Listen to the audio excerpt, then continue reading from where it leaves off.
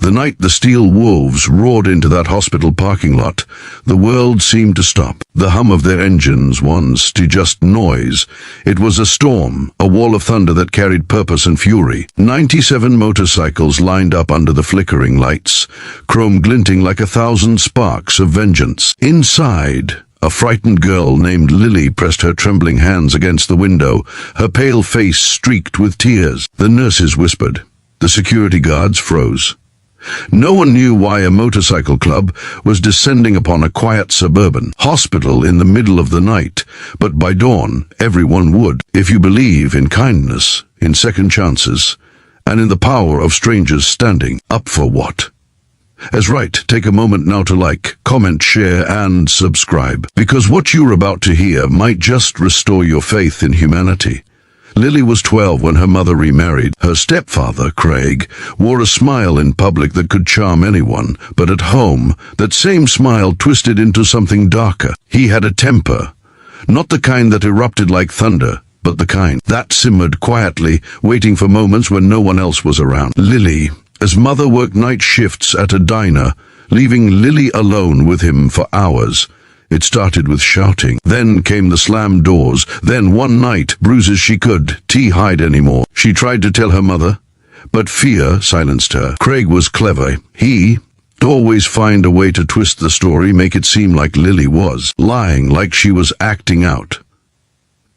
He even convinced her mother to take away her phone. The walls closed in, and Lily started to believe that no one would ever believe her again. That changed one evening when she ran away. She slipped out barefoot, clutching a torn backpack and her stuffed rabbit, her heart pounding as she ran into the night. She didn't know where to go, only that she had to get away. She ended up at a gas station on the edge of town, shaking from cold and fear. There, she met a man named Bear, the vice president of the Steel Wolves Motorcycle Club. Bear was a mountain of a man, tattoos crawling up his arms, his grey beard tangled and wind-burned.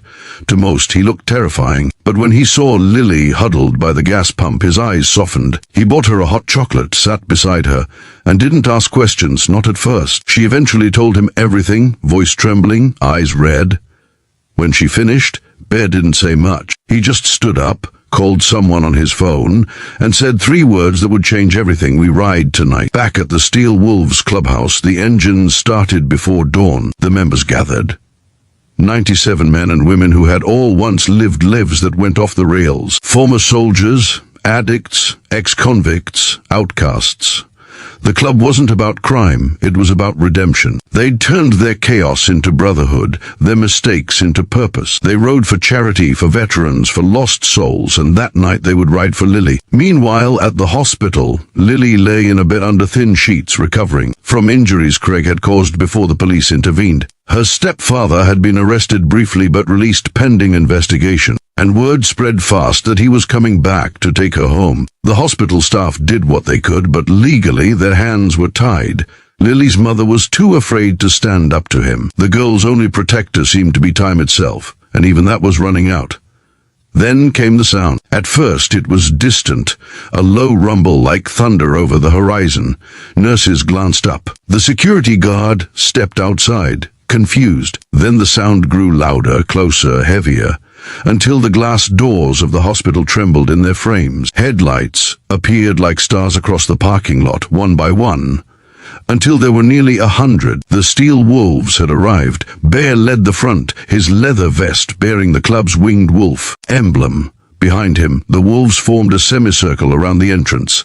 When they dismounted, the air changed. They weren't here to make trouble. They were here to make a stand. They spoke calmly to the guards, explaining who they were, that they were there to protect a little girl whose stepfather was on his way. The guards didn't know what to do, but the sheer presence of the wolves made one thing clear: no one was getting through those doors without going through them first. Inside, Lily heard the engines fade to silence. A nurse whispered that the bikers were here for her. She sat up slowly, not believing it at first. Her eyes caught the patch on Bear's jacket through the window. Steel Wolves MC. For the first time in a long time, she felt safe. Craig arrived 15 minutes later. He pulled into the lot, his car headlights flashing over rows of black leather giants. He tried to step out, tried to shout that Lily was his daughter, that he had every right to see her. But before he could take a second step, Bear and several others calmly approached. Bear didn't threaten him. He just looked him in the eyes. That silent, unflinching look of a man who'd seen enough monsters in his life to know one when he met it. He told him to turn around and leave. Craig tried to push back, his voice breaking into insults and rage, but it didn't matter. The police arrived soon after, called by someone at the hospital. They listened to both sides, and something remarkable happened. The officers recognized the wolves. They knew the club's reputation, how they'd cleaned up neighborhoods, raised funds for orphanages, even escorted abuse survivors to court. This wasn't a gang, this was a family with a cause. When the officers questioned Craig, the truth started to unravel. Witnesses came forward, nurses showed reports of Lily's injuries, and suddenly, Craig wasn't walking free anymore. He was handcuffed, shouting as they led him away. The wolves stood silently as the patrol car disappeared into the night. The hospital parking lot, once filled with fear, was now calm, only the faint sound of engines idling, steady like heartbeats of protection. But the story didn't end there. Over the next few weeks, the steel wolves visited Lily often. They brought her stuffed animals, ice cream, books, and laughter. The hospital staff began calling them her guardian angels in leather. Bear made sure Lily's mother got counseling and support. He arranged for the club's lawyer, a former prosecutor who joined after losing his own daughter, to help with custody paperwork. Slowly, Lily's mother found her voice again. She filed for divorce, pressed charges, and began rebuilding her life. The day Lily was discharged, nearly 50 of the wolves showed up to escort her home. It wasn't a parade. It was a statement. As they rode, people on the sidewalks stopped and stared. Some clapped, some cried. For Lily, sitting in the back seat of Bear's truck, watching the endless line of motorcycles in the mirror, it was like being surrounded by angels, loud, rough-edged angels who'd chosen her as their cause. Months passed. Lily started school again under a new name, in a new town.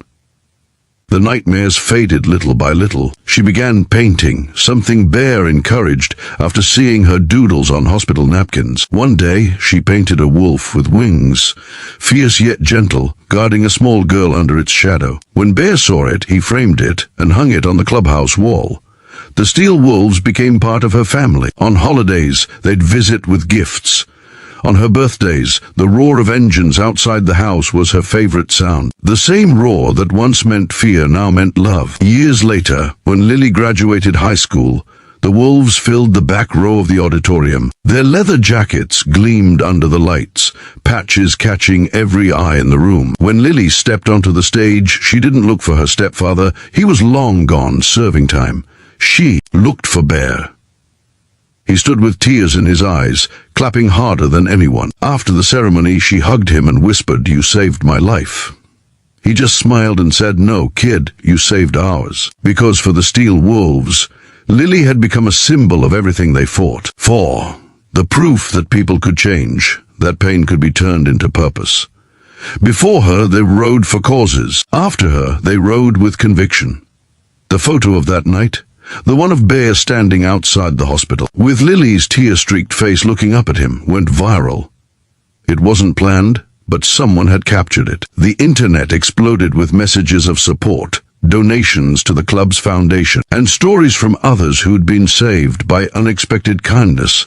The Wolves of Mercy, people called them. But for Bear, it was never about fame. It was about a promise he made that night at the gas station, that no child would ever feel alone if he could help it. Even after Bear passed away years later, the Steel Wolves kept that promise. They started a program in his name, rescuing kids from abusive homes, working with shelters and police to give them safety. And every time a new case came in, every time another scared child looked up with tear-filled eyes, someone would whisper, "Ride for Lily," because that's what started it all. One girl, one night, and 97 hearts that refused to look away. If this story touched your heart, if it reminded you that goodness can come from the most unexpected places, please like, share, and subscribe. It helps us keep telling stories that matter. Stories about courage, compassion, and redemption. Before you go, take a moment in the comments to write one thing: ride for Lily, because somewhere out there, another child might need a wolf to ride for them too.